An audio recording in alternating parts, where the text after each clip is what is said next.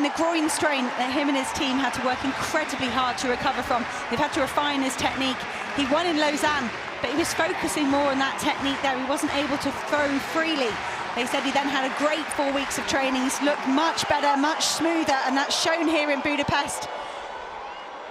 It's not going to extend on his 88.17, but it doesn't matter. Gold will go to India again.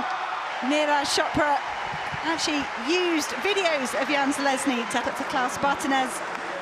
And they work very, very hard to ensure that he's healthy, he's strong, does a lot of gymnastics in training, a lot of weightlifting. And that's all come to fruition here in... What a star.